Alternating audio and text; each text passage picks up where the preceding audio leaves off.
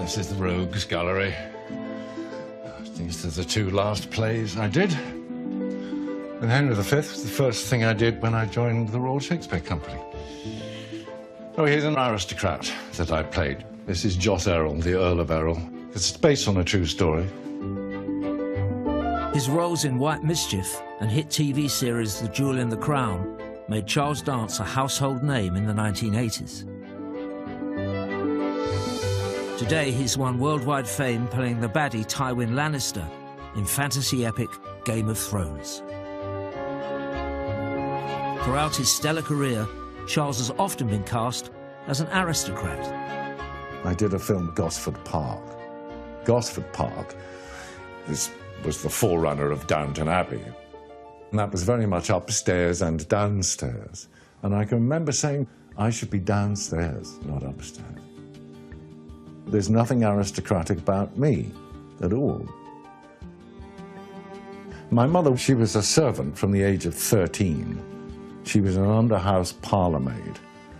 You can't get any lower than that. But she continued to work, either as a waitress or a housekeeper for the landed gentry. She didn't talk much about her family at all. As far as my father's concerned, I kind of know even less. But my father died when I was 4. I don't have an image of him in my mind. I believe he was an engineer. It is the case that I just know very, very little. Why? I don't know. I have 2 children who are mature. I also have another little girl who's 4½. I wouldn't like my children to get to the age that I am now and know so little about where they come from as I do.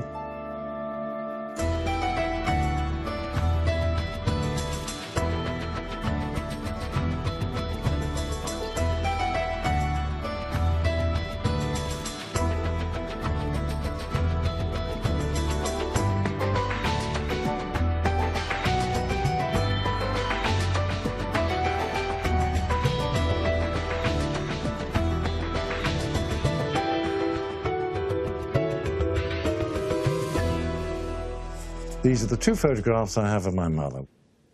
One photograph of my mother later in life with my stepfather.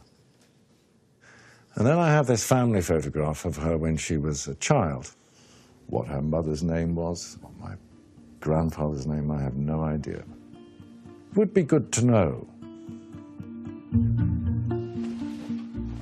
I'm going to go and talk to my brother Michael.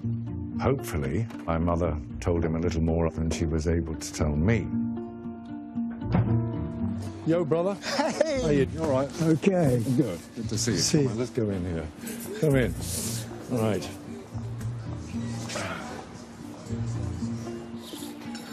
Do you remember my arrival? Because you were 10 years old when I was born. I do remember your arrival, yeah. Because we'd shared a room. And I can remember when you squalling when you were an infant. And because nothing happened, I picked you up and went and stood outside her door to make sure that she could hear you. Charles and Michael grew up believing they shared the same father, Walter Dance. But later in life, their mother revealed they had different dads. Right. So did she ever tell you who your father was? I mean, did you find out? No, I didn't ever find out, and no, she didn't tell me. No, she was pretty good at keeping secrets. She was. I have a feeling that that particular secret, there was an aspect that was dreadful shame, yeah. single mothers. It must have been a pretty hard life, actually, that the family that she came from, being a single mother, going into service, working all the time. But she didn't tell either of us very much, really. I mean, what was her father's Christian name? He was James Perks. He was James Perks. And what was her mother's name? She was, I think it might have been Marion, I can't remember, but she was Gold. I was led to believe that they came from the East End of London. That's my understanding, and I'm sorry I can't be any more helpful than that, really. Right. There wasn't discussion between parents and children, not in our family. It was very much the maxim of children were certainly seen and not heard, if possible, not even seen.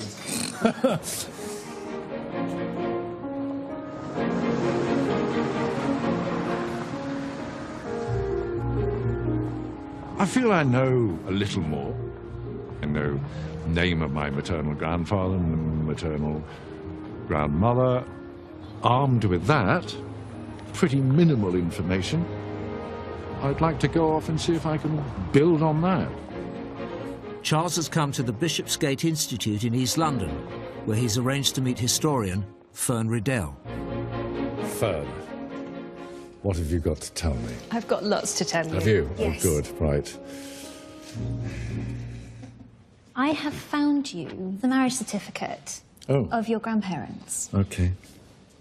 James George Perks marrying Elizabeth Gold, a timber sawyer. And my mother was a waitress. My grandmother's father, George Gold, profession insurance agent. It's a bit of a step up from the servant class, isn't it? Well, it means he's very trustworthy. He Right. would have been someone who had an education. So this is a very respectable, probably upper working class, lower middle class family. This is your great-grandfather, George Gold's birth certificate. Can you read that? I have a transcript. Oh, good. The date of this is 1848. And George, how do you say that? Footboy. Footfoy. It's a name I've not heard before. It's his mother's maiden name. Emma Booth, formerly Footfoy. His father's listed. His father was George Booth. Why didn't George take father's name, then? As opposed to George Footfoy Gold. That's a very interesting question. To try and figure this out, I went and looked at the censuses, and we've moved now into 1861 in the London borough of Hackney, where we have the family of the Golds, son George Gold, Right. your great-grandfather, his father's name, George Gold Sr. The head of the household. And here, Emma Gold, wife, but on the birth certificate, for little George Gold, we have the father's name as George Booth. Yes. So has George decided to change his name to Booth, or is George Booth somebody else? I think what these documents show us is a love affair. Who was having the love affair, George or Emma? They both are. With each other.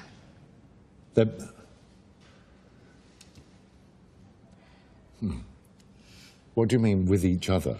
Well, I've uncovered that both George and Emma Right.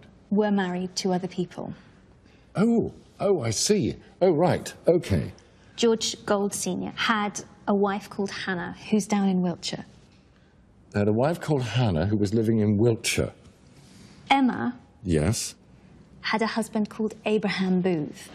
Emma was married to Abraham Booth. Yes, which solves the mystery of why we have Booth on your great-grandfather, George Footboy Gold's birth certificate. Because when your great-grandfather was born, Emma would have been known as Mrs. Booth. As Mrs. Booth. Oh, of course. And here on the birth certificate, she's combined her lover's name with her husband's name, George Gold, with Abraham Booth, to make George Booth. I see. George Gold and Emma Footboy were both married to other people, but that didn't stop them having a relationship and a son. Charles's great-grandfather, George Gold Jr., born in 1848. So George George Gold Sr.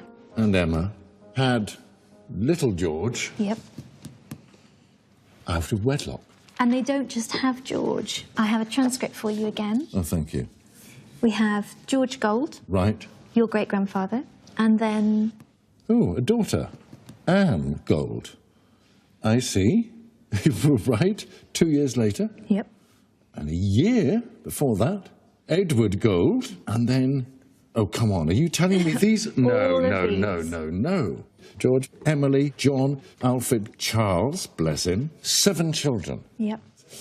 But they would have wanted to keep the reality of their world a secret. Right. And make sure that no one could ever trace or find out that they had both had affairs and were not legally married. Blimey. I see. It's truth.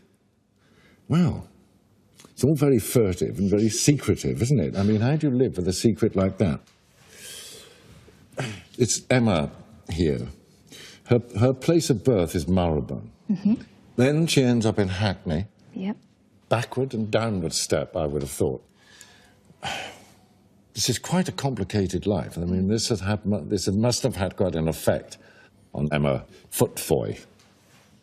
Footfoy? I've never heard Footfoy before. What do you know about Footfoy? Is it a name you're familiar with? I know that the Footvoy family descendants have done a lot of research into their family history. Right. And there's an archive up in Lee Mills in Derbyshire. So they might be able to tell me more about Footfoy. I think so.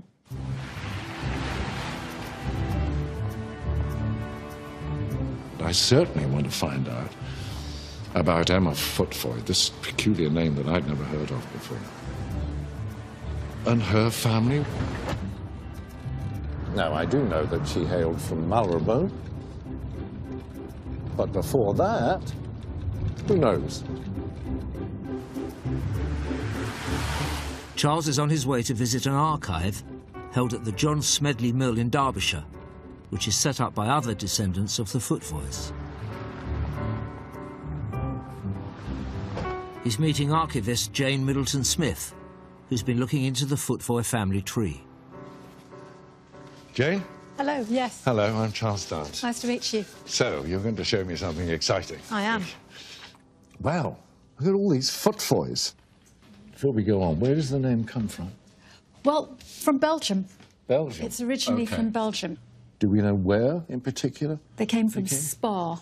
Well, this is all extraordinary, because I thought we'd be heading further east, down into the East End of London. Oh, You see, right. and here we are in Belgium. So the Footfoys came over, as you can see. Came to England in 1791. Where on here is my great-great-grandmother, Emma? Here she is. Great-great-grandmother Emma, along with her 11 siblings. Yes, she's part of a very large family. Brother George, I can't quite read that. What does that say? Deputy Minister of... Militia in Canada. Emma's brother, Frederick, had an emporium in Regent Street. Edward was a solicitor. The girls were all working as governesses or as teachers of music. They're a well-educated family. Quite an impressive bunch, really. Yes. What more can you tell me Well, about? I can tell you a little bit more about her parents. Charles Francois and Sarah Cook, Emma's parents. He was an artist. What kind of artist was Charles Francois? I mean, was he a fine artist, portrait painter, landscape painter? I don't know, so that would be something interesting to find out. Do we have any other information about Charles Francois, artist? Well, I do, actually. I've got do? something that I could show you. Yes. Ooh.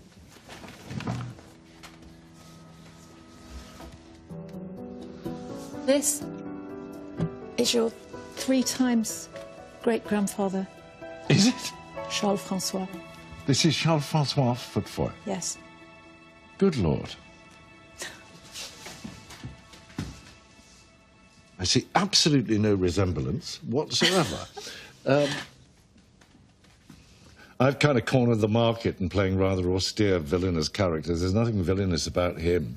He looks quite jovial and jolly. I think he looks a very kindly kind of person.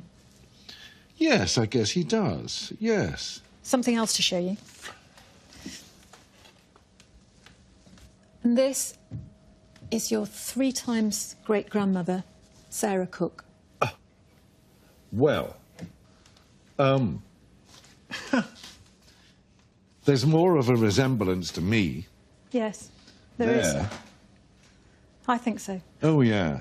I mean, look, shadows under the eyes, quite heavy-lidded, long nose.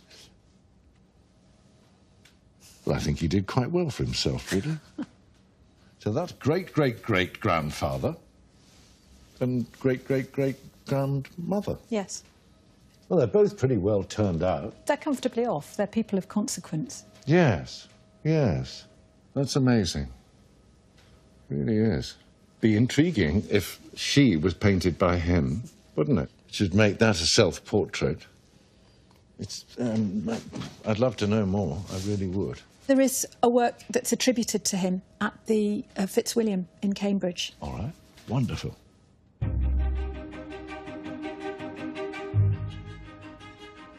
I could see so many features in her face that reminded me of my face. In fact, she looked a bit like me in drag. And I could also see a resemblance to my mother, too. Something tells me that possibly these two paintings might have been painted by him.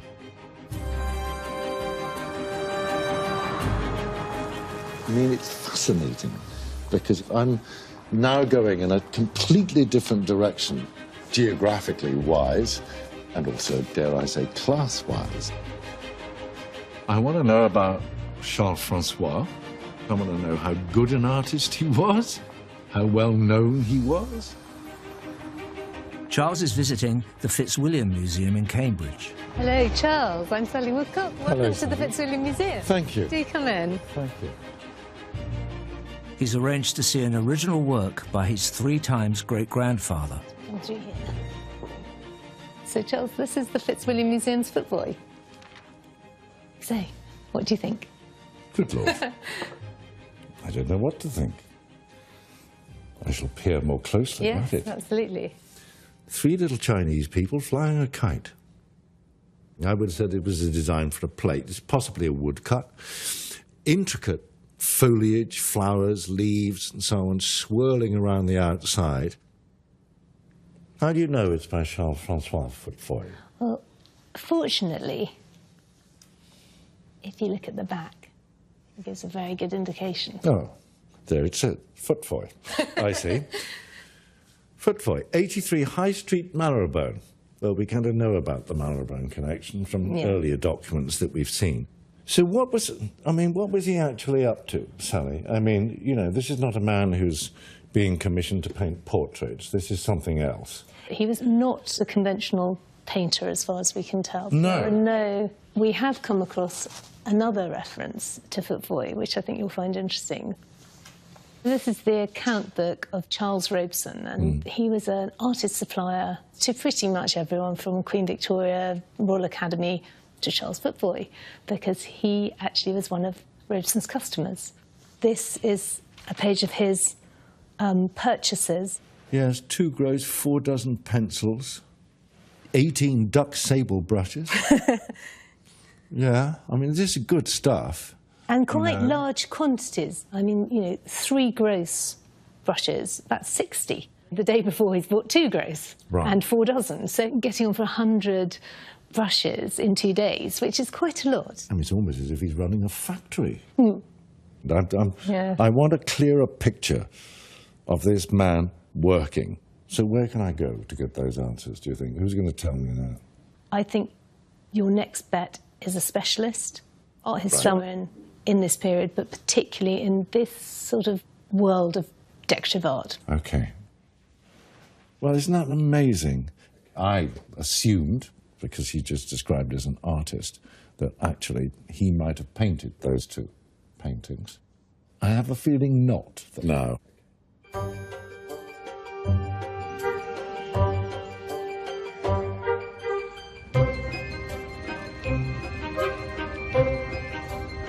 To solve the mystery of what his 3 times great-grandfather was up to, Charles has come to Claydon House in Buckinghamshire, where he's meeting art historian Alexandra Losk. Hello. Hello. Charles, I'm Alexandra. How do you do? How do you do? Let me show you Claydon House. Please. Oh, wow. Hi. What an extraordinary room. Oh, I say. I feel as if I've woken up in the middle of some extraordinary dream about, I don't know, China by the look of it. This is one of the best examples of chinoiserie style in this country. Chinoiserie style.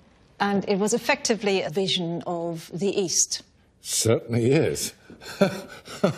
Yes. But all, of course, made by Europeans who had probably never visited the Far East. Never been to China. Never been to China.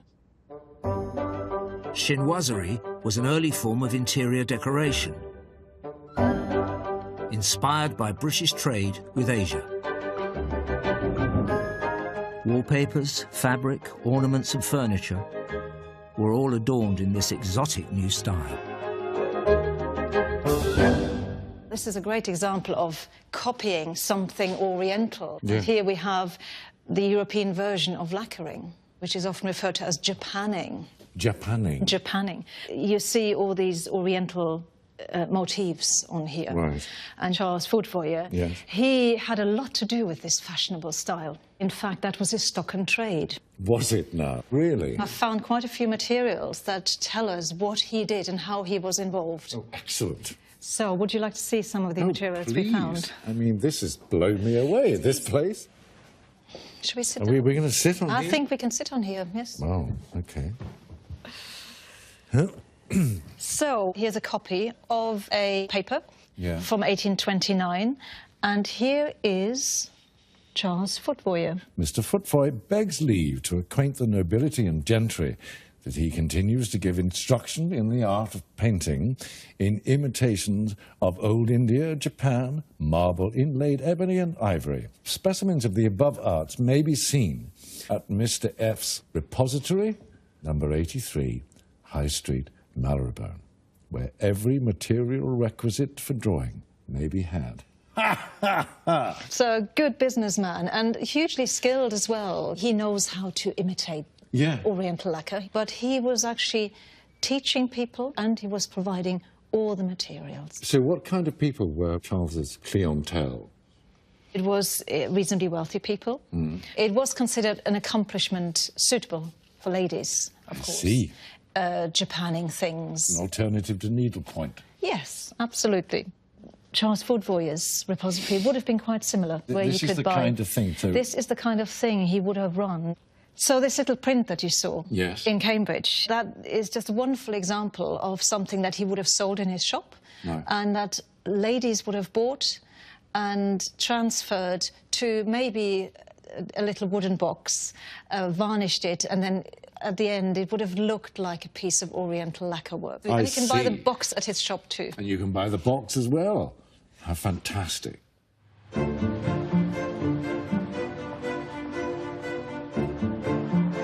Here I am in leafy Marylebone.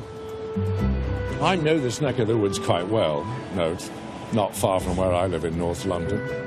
And this is where Charles-Francois Footvoye had his repository. God knows what's happening in number 83 Marylebone High Street now, but hopefully we're going to find out. Oh, heavens above. This is 83.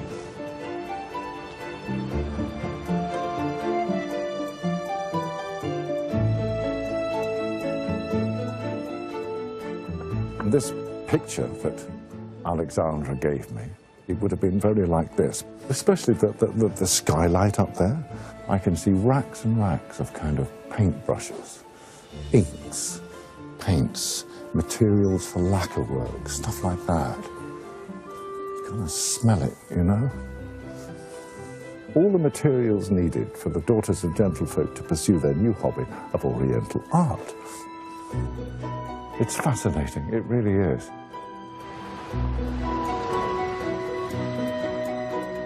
I still don't know why the Footvoyes came from Belgium, this town of Spa, to London.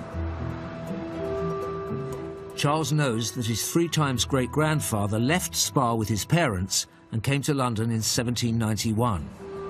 To discover why, he's meeting historian William O'Reilly.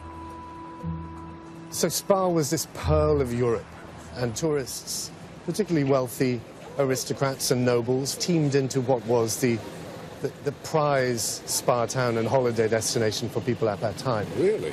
gambling, dancing, listening to music, carousing. Sounds like Sodom and Gomorrah. Having a wonderful time. Good Lord. Spa was famous across Europe for the health-giving properties of its natural spring waters. All other spas are named after it. There were many artists and artisans in Spa, attracted by the popularity of the town, and the Footboys were one of these families. They were involved, as you know already, in Japanning, so a particular form of elite, upper class, if you like, souvenir making, which Spa became very famous for. So they were already doing that. I mean, they were doing that back in Belgium as well, before any of them ever came here. And very successfully. They had a thriving trade. Which sounds like a pretty lively place, kind of Vegas of Europe. Why did they leave?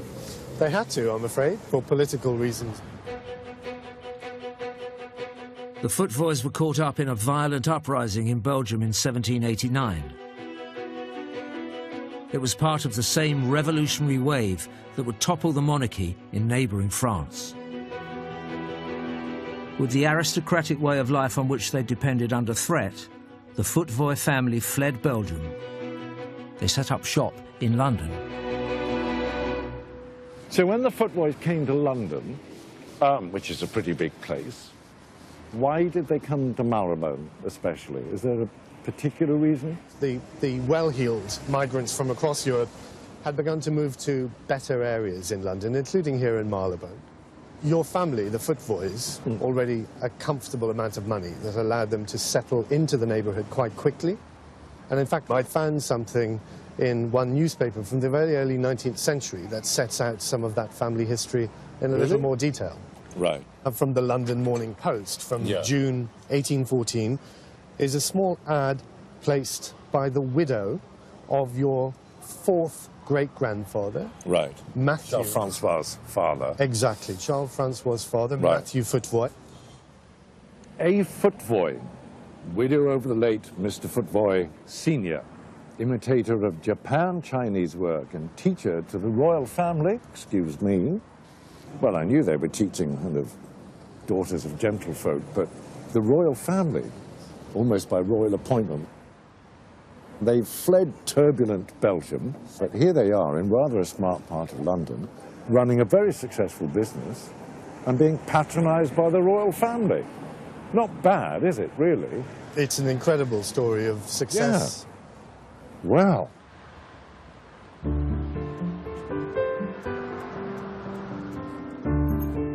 We've come a long, long way from where I thought we would be going to find out about my mother. We've been talking principally about Charles Francois, which is my 3 times great-grandfather, an enterprising, artistic, cultured man, and his family. Miles away from the East End of London and the kind of world that I assumed my mother had come from. Especially as, you know, my mother started life as a servant and spent her life mostly as a waitress or working as a housekeeper in smarter people's houses. I suspect she had absolutely no idea that her ancestors were living a totally different kind of life. And it's all come as quite a surprise to me, and a very pleasant surprise.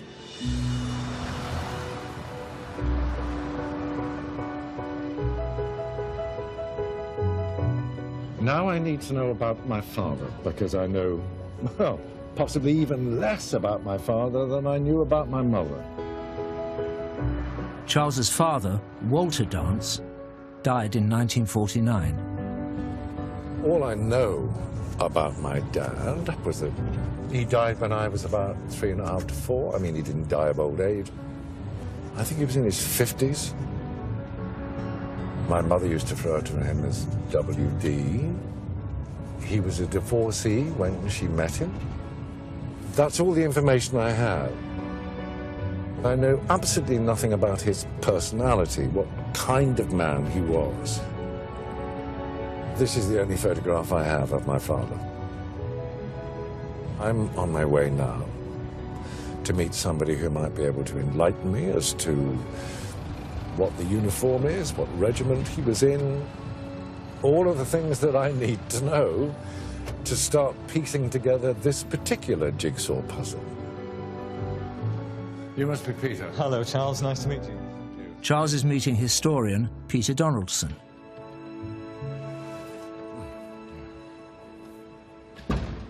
This photograph is the only image I have of my father. It looks a little bit like a First World War uniform. Yeah, that's what I thought. But there are a couple of clues that tell us it's not from the First World War. OK. So there are no breast pockets on Walter's tunic here. By the First World War, soldiers had breast pockets to slip their paybook in.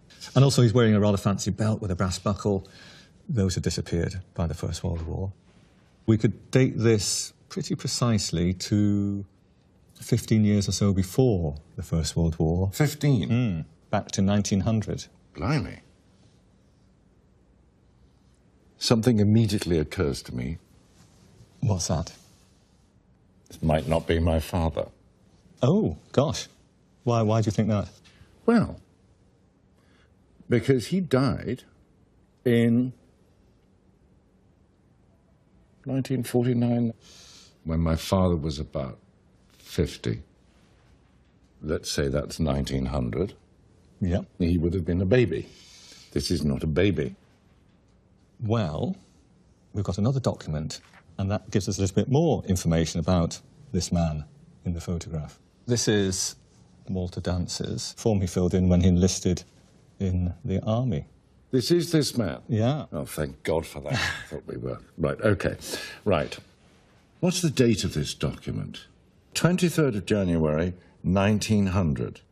But what is your age? 25 years, 8 months. Oh, blimey. So in 1900, he was nearly 26. He was nearly 26, yes. So he was born in 1874. 1874, exactly, yes. Wow, OK. Charles now knows that his dad was born 26 years earlier than he previously thought. He would have been 72 when Charles was born. And if we go over the page, we can see a little bit more about Walter's service record. It was posted on the 30th of April, 1900. If we look on the first page again, he signed up for either the duration of the war in South Africa. Oh, I didn't know that. Right. War in South Africa. Yeah, this is his term. Oh, for a term of 1 year, unless the war in South Africa lasts longer. Is this the Boer War? The Boer War, that's right. Charles's father, Walter, enlisted to serve in the Boer War, which was fought in South Africa between the British and Dutch settlers, known as Boers. After the war broke out in 1899, heavy British losses led to an appeal for volunteers. Walter answered that call. His service record contains details about his family at the time he joined up. Name and address of next of kin? Oh, right. Name and address. Oh, yes. Wife, Louis Rowley Morris. Particulars as to children. Nora. Nora. So Louis and Walter have a child, Nora. She was born on the 11th of December, 1898. So, I have a sister. I see. Right. Charles has discovered that his dad, Walter, had a wife, Louis, and daughter, Nora, Charles's half-sister, who was born nearly 50 years before him. Young daughter's born 1898, and a year later, he signs up for active service in South Africa. Rather odd thing to do, don't you think? I mean, was there a great kind of recruiting drive at this point? There was a huge recruiting drive. So Walter would have gone forward to do his patriotic duty, to serve his country in a moment of crisis. But for some men, it would have been a sense of adventure, excitement. I see. Actually, we do have some more information about Walter and his war record up at the Royal Fusiliers, his museum, where his regiment was based. So we could go there and have a look at that if you'd like. Excellent. I feel the hairs going up on the back of my neck. Wonderful. Walter Dance was in the Royal Fusiliers. Charles is on his way to the regimental archives, held in the Tower of London. Charles, what we have here is the medal roll from the Royal Fusiliers. So this is the battalion that your father was in. Right. And here are the names of those who were from your father's battalion who were awarded the South African medal. Seabird, Riley, Style, Downs, left count, entity. 8953, Sergeant Dance, W. And we have, to go with the Roll of Honour, the actual medal that your father would have been awarded. So, good Lord. So this is a campaign medal that all those who served in the war in South Africa, in the Boer War, would have received. And then the clasps tell you the campaigns that they were engaged in. Transvaal, Orange Free State, Cape Colony.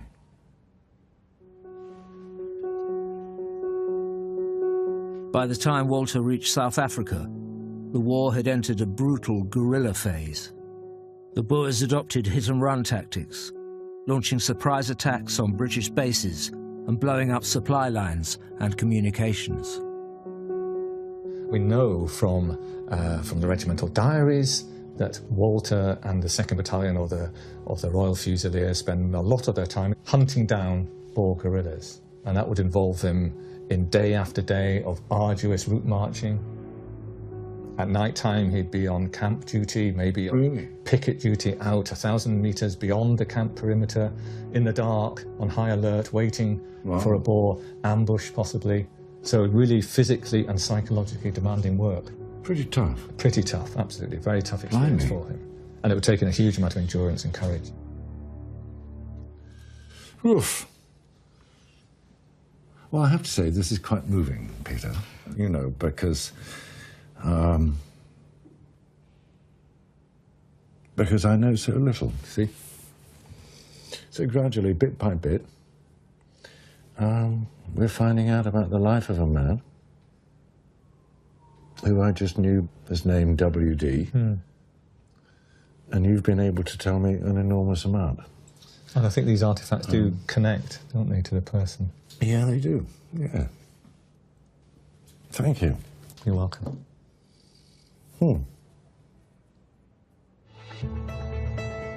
It's rather extraordinary to know that here in my 70th year, I'm only finding out about all this now.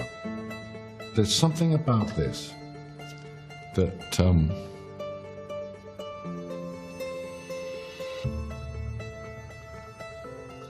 I do find quite moving. Charles's father returned from South Africa in 1901. Charles wants to know what happened next to Walter, his first wife Louis, and their daughter Nora.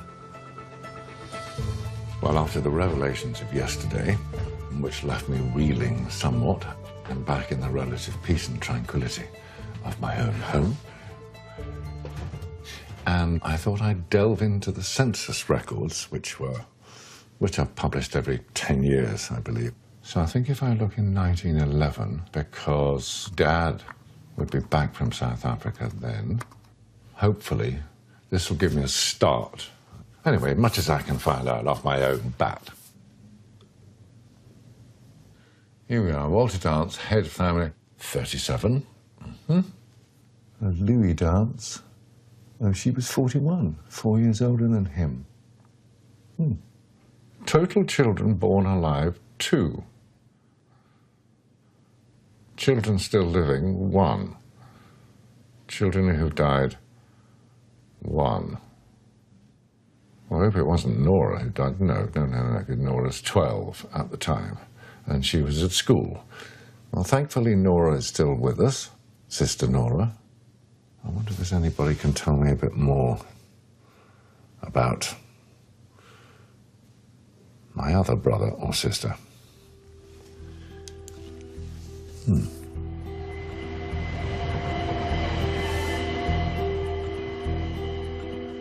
I'd found out that I had not 1 but 2 other siblings, one of whom died. Charles wants to know more about his sibling who died. He's agreed to meet genealogist Judy Lester in Acton. I hope you're Judy, otherwise I'm approaching a total stranger in the street. Indeed I am. Very pleased to meet you. And you. I searched for a birth registration for any other child of Walter and Louis, and I did find that they'd had a daughter. Oh, another daughter. Then this document explains a little bit about her.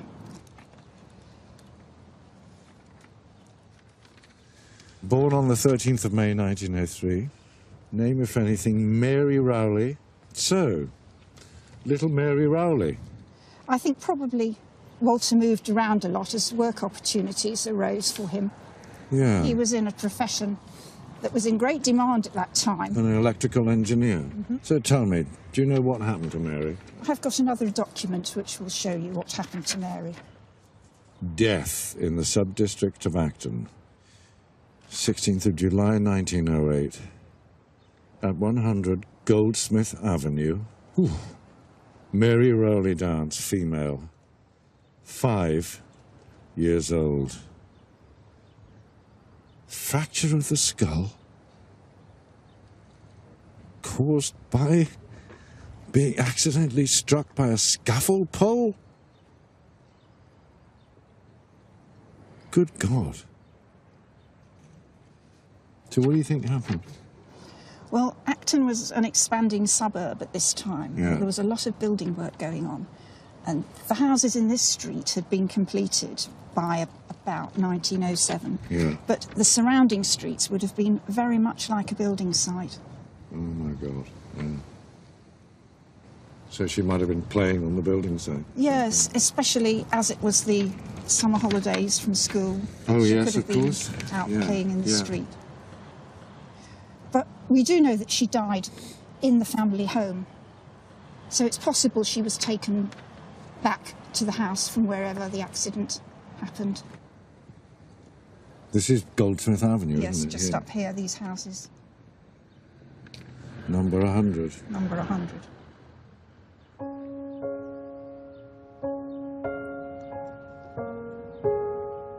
So I'm trying to find number 100.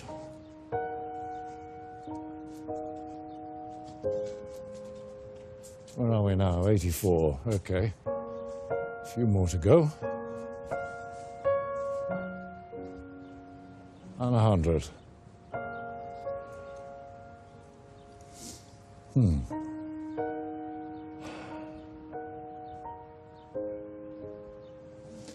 That she might have been playing on a building site.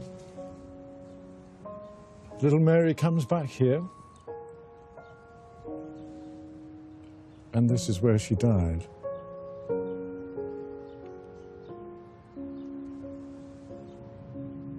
It'd be nice to know what she looked like. I have an image.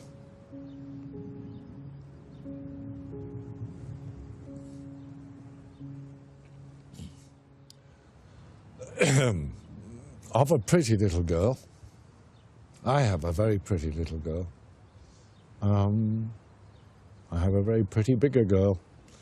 And thank God they're all right. Horrible. Absolutely horrible. Don't really want to think about it, but I am thinking about it. It is overwhelmingly sad. And I don't think as a parent one would ever get over something like that. Evening.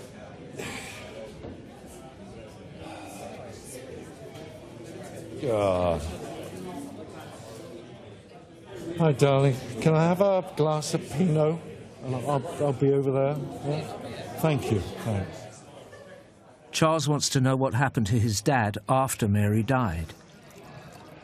He's checking the electoral register. Walter Dance, the Bryn, Keith Road, Hayes, Middlesex. So, they've moved now from Goldsmith Avenue to Keith Road, Middlesex. And they were there from 1912, 1913, 1914, 1922, 1923, 24. My mother did tell me that Walter and his first wife were divorced. But in 1924, they were still living under the same roof. And it's still Louis Dance and Walter Dance, so I assume they were still married, but their names do not appear after 1924. It seems that they weren't around, not in London then.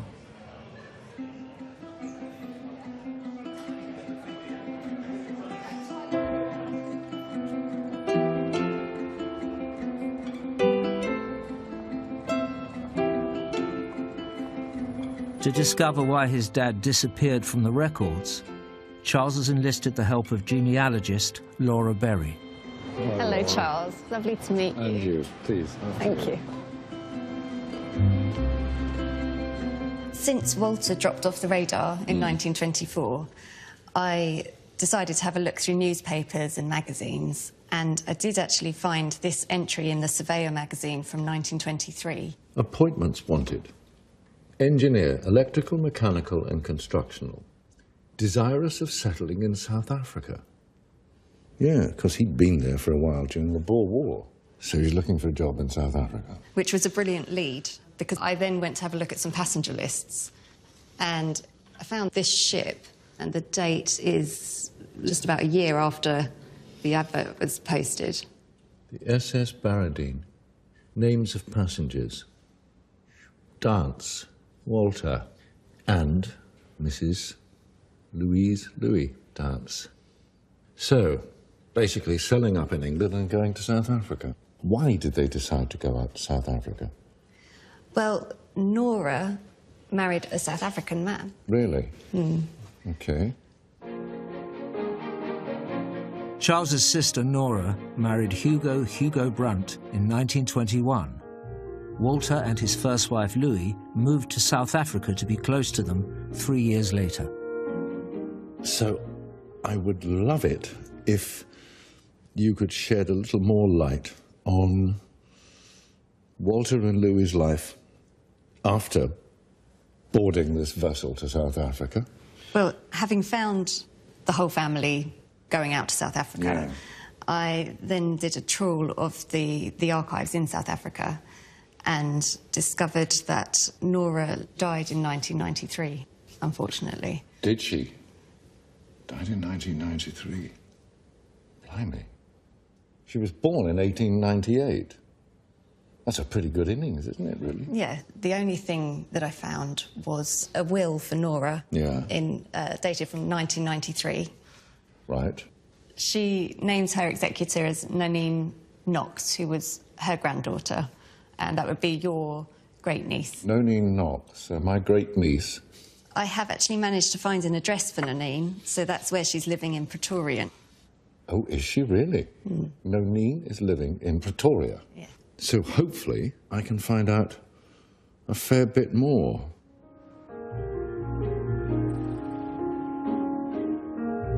Didn't know anything about this whole other life in South Africa.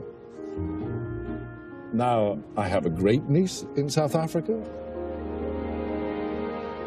Does Nanine, who I'm going to go and see, did she know of my relationship to Nora, her grandmother? Does she realize that? The fact that I am Nora's half-brother, we share this not that usual name Dance, why no attempt has been made to get in touch with me? Anyway, maybe I'll find out.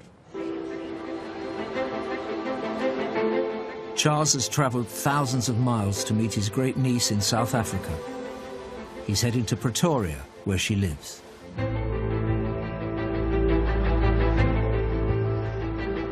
I hope Nanine is going to be able to tell me about her grandmother, my sister,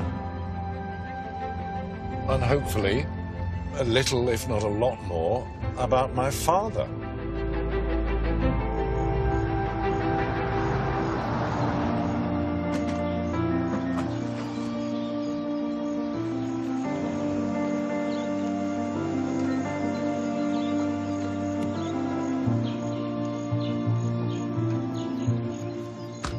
You must be Nanine.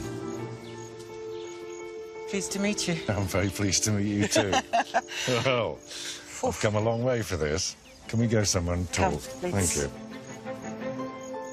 Charles doesn't know if Nanine realises that he is her great-uncle. We've been trying to put the story together. Right. Not quite sure where we fit in the story. I was led to believe you were a cousin. I'll tell you, if you don't know. Look, other than the fact that I know that your surname is Dance. Yeah. And my grandmother's maiden name was Dance. Indeed. And my boys have watched all your movies. Really? Mm-hmm. Well, they have impeccable taste, that's all I can say. And your granny, that's my half-sister. Is that your half-sister? That's Nora. That's absolutely amazing. Yeah. Let's bring it in. Nonine has a chest of memorabilia passed down to her by Nora. That's Nora. I don't know her age at that photograph. Hello, Nora. Nora wrote her autobiography. What? Oh, well done, Nora. Okay, glasses. Woof.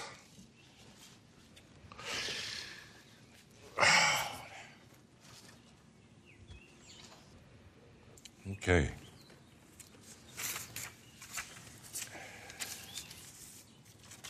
Nora Hugo Brunt, Chapter 1. In her autobiography, Nora writes about her and Charles's dad, who was one of 5 brothers. Father used to recount that when they arrived in Broadstairs, the word went round, "Look out, the dance boys have arrived." Ha! They were a gay young crowd, and in their youth had the good fortune of living in a townhouse in London and a country house in Broadstairs, Kent, where they spent most of the summer months.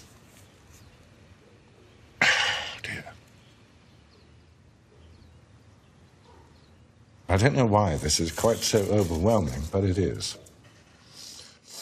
My father had a great sense of humour, good for him. Much too much sometimes when in a mischievous mood. Often amongst strangers, this caused me considerable embarrassment. yeah, I think I do that to my children. He was a strong swimmer, I swim, keen shot, fisherman, tennis and cricket player, and boxer. In fact, one could call him a pretty good all-rounder. Well, I wasn't great academically at school, but I was quite sporty, did all these things. He was tall, about 6 feet in height, broad-shouldered, ruddy complexion that goes with red hair.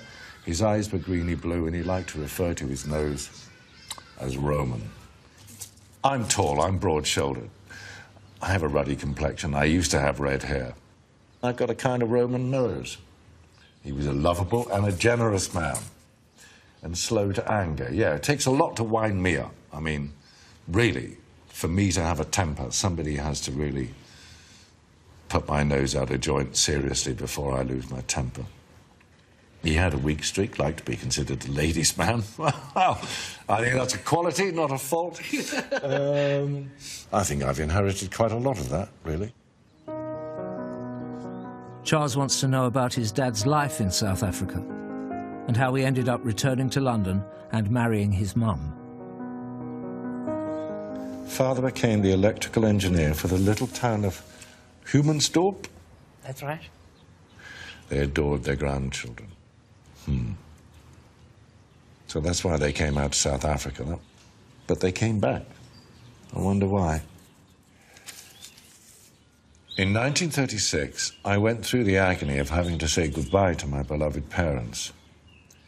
Father had had a serious illness necessitating an operation. I expect, too, he never really got it out of his system that he'd fought the Boers. There was only one thing to do, return to their homeland. My mother died very shortly after she returned. Whoa. That's quite something, isn't it? So, they didn't divorce. No. They went back to England together, and unfortunately she died. Now, Walter married my mother, really not long after Louis died. So, I wonder if Nora had a bit of a problem with that. Probably did. You know? The time lapse was too short. Well, it's kind of not surprising. But then that kind of explains why I don't know our relationship. No. No. Well, we're starting. Yeah.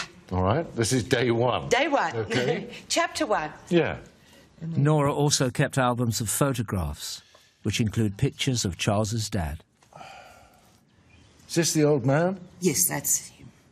Wow. 1921. So he was 47 here. Do you see a resemblance? Yes, I do. Do you? Yes. Okay. So there he is. Pipe clamped firmly between his teeth. Now I've got one more. Have you? Okay. I'm gonna... It's hidden in the back of the book here. Oh. Very dapper indeed. Very dapper. I don't know what the occasion was. Got a bit of a twinkle in his eye, hasn't he? Naughty twinkle. Well. You say you only have one photograph of him? Yes. Yeah. And it's, There you go. Oh, my God. Thank you very much, Diane. Thank you. I think that's very special. I think it's... It is. It is indeed. This is great. Thank you. Thank you. Thank you. You're welcome. Charles, would you like to meet the rest of my family? Come on in. Hello, how do you do? What's your name? Fraser. Fraser. Hi. Nice to meet you. I'm Ramsey. Hi, Ramsey. I'm Darren. Hi, I'm Darren. I'm your great-great-uncle, OK? Take it or leave it. I think I'll take it, eh? Good. Excellent. There was more than an element of surprise, of course, to find out that I had a whole other family. Nanine, who I've met, and Nanine's family. So I have a great-niece and I have great-great-nephews. I've made contact with them now. A whole other world. Wonderful. Yeah. The understanding that I now have of my father and his life, in some peculiar way, has given me more of an understanding about me. What I feel about Walter Dance, my dad, is quite proud, dare I say, quite good-looking man. He was well turned out, he was upright, he swam, he played tennis, he fished. I kind of do all those things. So that's come down to me. It's a very revealing process. Overall, I think I'm pretty proud of him, actually. I wish I'd known him.